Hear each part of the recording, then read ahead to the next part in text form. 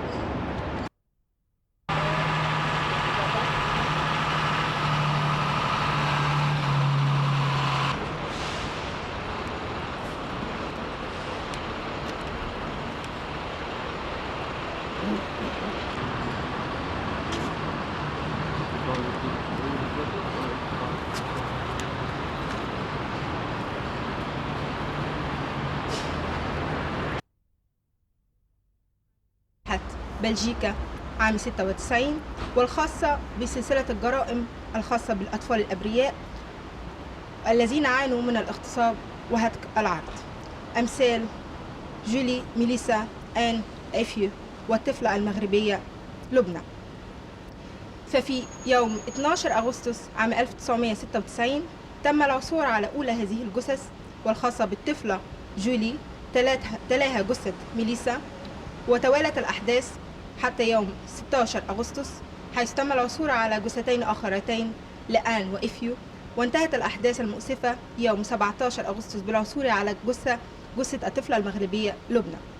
وبالرغم من أن المجرم في جميع هذه الحالات ليس هو شخص واحد، ولكن مما يعني أن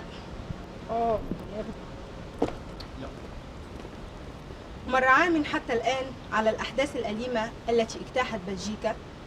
ففي يوم 12 أغسطس عام 1996 تم العثور على أولى جثث الأطفال الأبرياء الذين راحوا ضحية مجرمين خطيرين. ففي يوم 12 أغسطس تم العثور على أولى هذه الجثث والخاصة بالطفلة جولي تلتها جثة ميليسا. وفي يوم 18 أغسطس تم العثور على جثتين آخرتين خاصة بآن وإفيو. وأخيرا يوم 3 سبتمبر تم العثور على جثة الطفلة المغربية لبنى والتي تبلغ من العمر 9 سنوات. وبالرغم من أن قاتل لبنى ليس هو القاتل الأول، إلا أن الأمر يعني أن هناك خللا واضحا في الجهاز الحكومي والرقابي البلجيكي، وذلك بناء على الاستفتاء الأخير الذي تم بجريدة لسوار، والذي وضح صورة الرأي العام تجاه الجهاز في هذه البلد.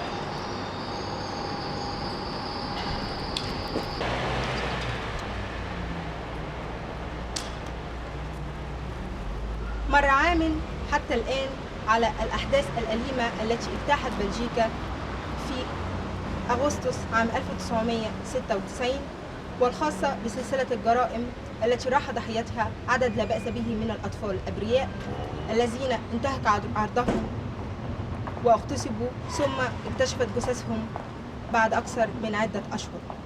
بدأت أولى هذه الأحداث حينما تم القبض على المتهم مارك دوترو، والذي اعترف بأماكن تواجد الجثث، وتم اكتشاف 4 جثث في خلال شهر واحد. وفي سبتمبر، وبالتحديد في 3 سبتمبر 1996 تم اكتشاف جثة أخرى لطفلة مغربية تدعى لبنى لم تبلغ من العمر أكثر من 9 سنوات. وبالرغم من أن قاتل لبنى ليس هو نفس المتهم الأول، إلا أنه الأمر يعني أن هناك خللا واضح في الجهاز الحكومي الرقابي، وذلك لأن المتهمين كان قد تم القبض عليهم من قبل ثم أطلق سراحهما. وبناء على آخر استفتاء تم بجريدة لسوار، أدى الرأي العام للمواطن البلجيكي والذي أعرب عن استيائه وعدم ثقته الكاملة في الحكومة البلجيكية. سامية محجوب، قطاع الأخبار، بروكسل.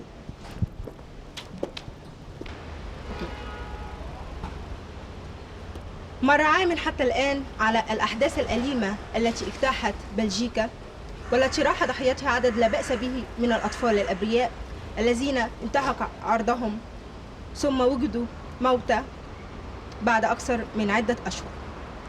تم اكتشاف هذه الجرائم يوم 12 أغسطس عام 1996 بعد القبض على المتهم والمجرم مارك دوترو هو وزوجته التي تعتبر شريكته في هذه الجرائم. وتم اعتراف المتهم عن أماكن تواجد أكثر من 4 جثث، وهما الأطفال جولي، ميليسا، آن وإفيو. وفي يوم 3 سبتمبر 1996 تم العثور على جثة خامسة، وهي للطفلة لبنى بن عيسى، وهذه الطفلة لم تبلغ من العمر أكثر من 9 سنوات. وبالرغم من أن المجرم وقاتل لبنى ليس هو المتهم الأول، إلا أنه الأمر يعني أن هناك خلل خطير في الجهاز الرقابي والحكومي ببلجيكا، وذلك ما نتج وما تم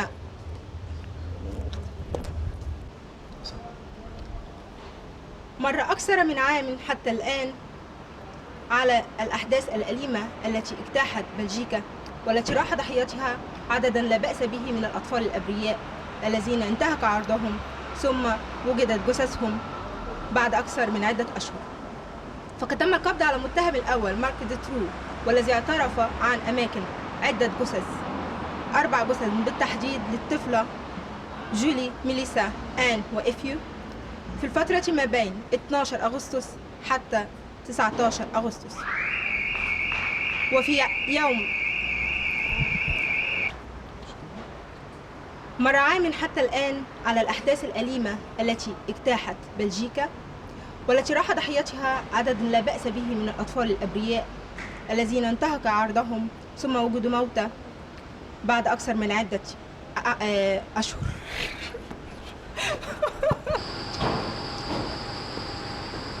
مر عام حتى الآن على الأحداث الأليمة التي اجتاحت بلجيكا، والتي راح ضحيتها عددا لا بأس به من الأطفال الأبرياء أمثال جولي، ميليسا، آن وإفيو، والطفلة لبنى.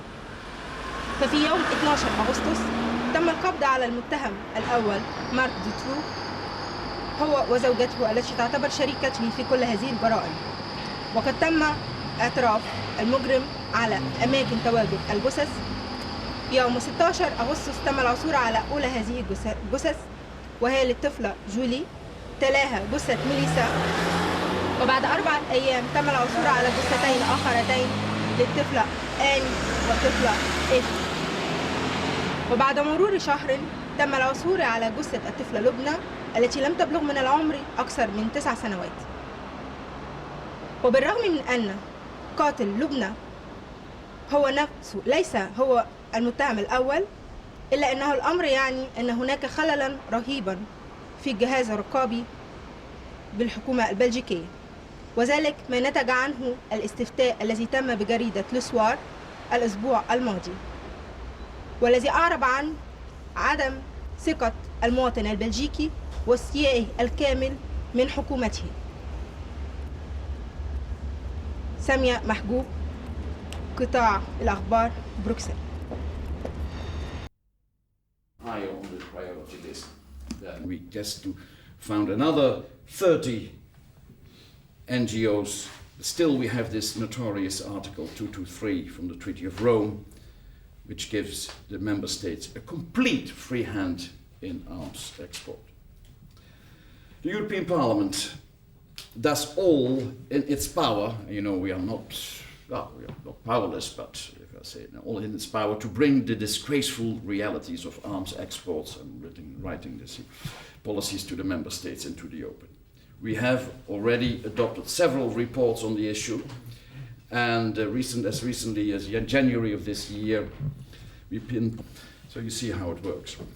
Back to the European Parliament, my colleague Lynn Ford, Socialist, even rightly accused the UK government of promoting even the export of weapons of torture. You can find that in one of the documents I have here with me. We will continue to play the role of to go further, and the criteria are far too vague and leave too much on the basis of concrete criteria. We should look for ways to integrate this code of conduct as an annex of the new European treaties, which will result from the Intergovernmental Conference of '96. This will give us much more force than the present conclusions of the European Council. Although the code of conduct will probably not be mentioned in a parliamentary opinion to the IGC, this doesn't mean we are too late. The Intergovernmental Conference will take a long time, offering us the opportunity to find the most effective moment to put it forward. I must say, I'm here speaking for myself.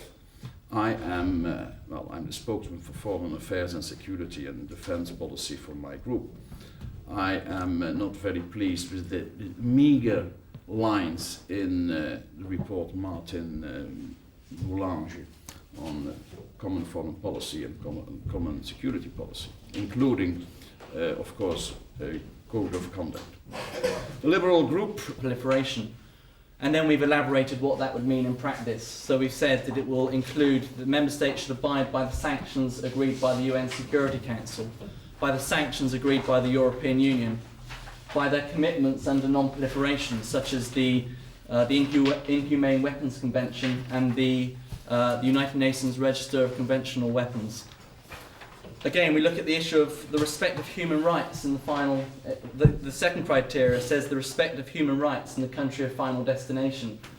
But what does that mean? Which human rights? How would you monitor which human rights? So again, we've tried to define what we mean by those human rights and what measures we would want to look at to be an objective criteria or an objective measurement. So we draw attention to serious violations of international law, mass political killings. We talk about making sure, again, drawing attention to the fact that the country should have ratified the international the Covenant on Civil and Political Rights. We also talk about the need for the presence of civilian institutions that determine national security policy. Again, for each of the criteria, we basically define in practice what it would mean. So in essence, the code has two functions. The first is that by defining in practical terms what these criteria mean, it should form the basis of being able to say what sales are legitimate and which sales are not legitimate. And that can form the basis of national legislation and European legislation. The second point about the code, which is just as important, is the fact that by laying out very clear criteria, it will enable parliamentarians, journalists, and non-government organisations to actually monitor more effectively the actions of their governments. And so we will be able to hold our governments more accountable to their arms trade policies. That's all I'd like to say now, and then we'll take more questions. I'll talk more during the questions and answers. Okay, and finally, history has shown us that unless initiatives for control are multilateral, unless there is agreement across the board. Why they don't work? Is there a clear example? And which country poses the biggest problem in Europe with not following the criteria set out in 91? Well, I think if you look through each of the criteria, you'll be able to draw examples of where member states interpret or reach a different interpretation.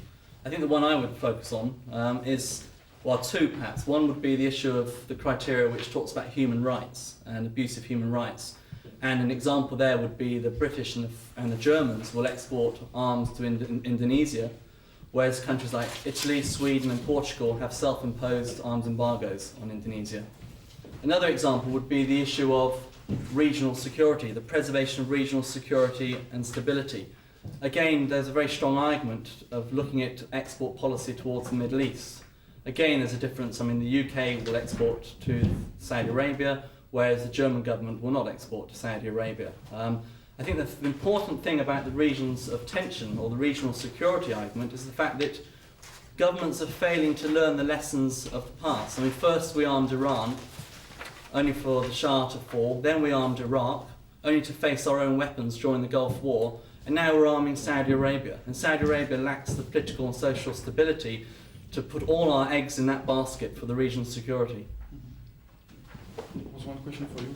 Just On figures, you said US has 47% of the world trade. How much else? So kind of doing a behind-the-scenes consultation strategy. And I think there have been some very positive results from that. I mean, the Dutch government has been very positive in its response to the need for organisations. Is to try to really build up the public constituency in favour of arms export controls in order to counterbalance the constituency which already exists, perhaps in favour of pursuing the arms trade. I don't want to repeat myself, but just still, if a resolution adopted with almost everybody in favour, and who are not in favour, we didn't see. So anyway, it was unanimously adopted. Apparently, the member states with weapons, other countries. That's another sovereignty. That's international solidarity not only, but international responsibility. And now I hope at least that within the framework of the Treaty of Maastricht, states, inclusive Monsieur Gillard. Thank you. Yeah. Do you have any other questions?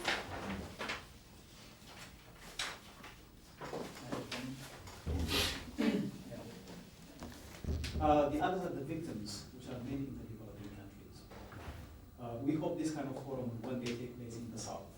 You have the victims right there, staring at your eyes and saying that we do not, that there will not be wars, that there will not be weapons transfer. Of course, there is legitimate and non-legitimate needs of nation states. But unless this momentum which started today gains an international perspective, what essentially we're saying is that the Europeans and the Americans should withdraw from the field so that other countries, China, whoever, produce, they will have, a heyday. So we would like to go back to the universe. I want to make a comment on that, but just to